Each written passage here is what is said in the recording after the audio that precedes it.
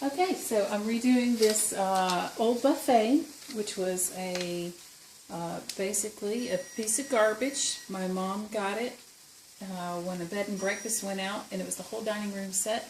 And she didn't need this piece and knew that I would love it because these huge, chunky legs, and that's my style.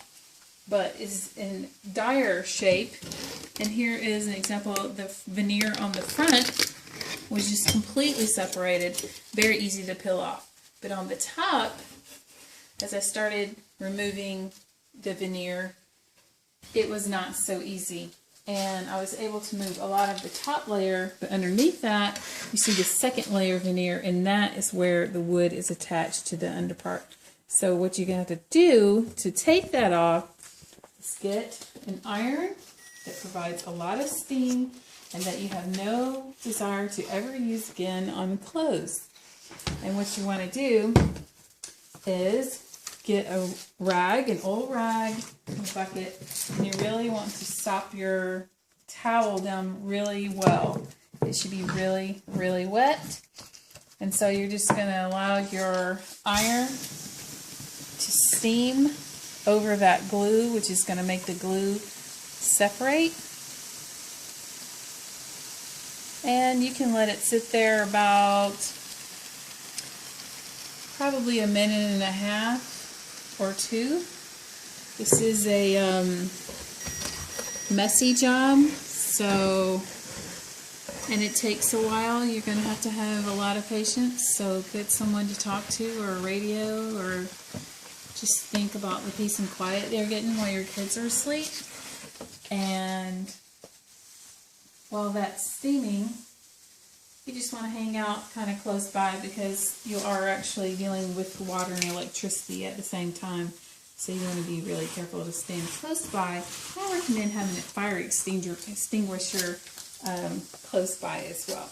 So I'm going to go ahead and remove the iron and show you how that layer of veneer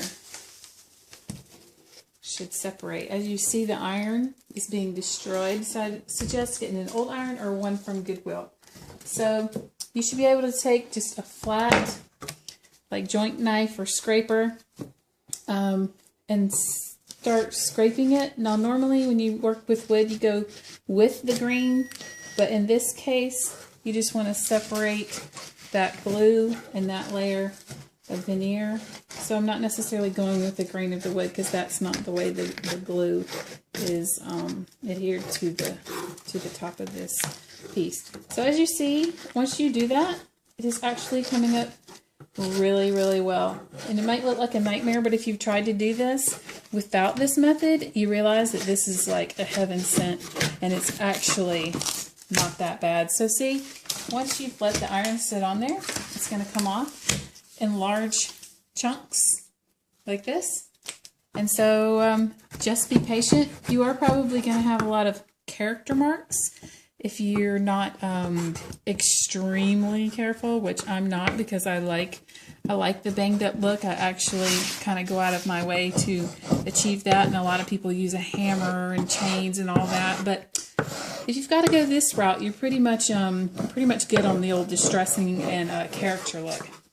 But this is a piece that I scored for free, and I'm going to convert it into an entertainment piece, remove the drawers that were damaged on the front, and I'll actually end up putting a shelf there for the TV components, the DVR, the DVD player, and all of those great things. So I hope to show you the end result. But in the meantime, you now know how to remove that old, disgusting, yucky, flaking veneer that's coming up. So good luck!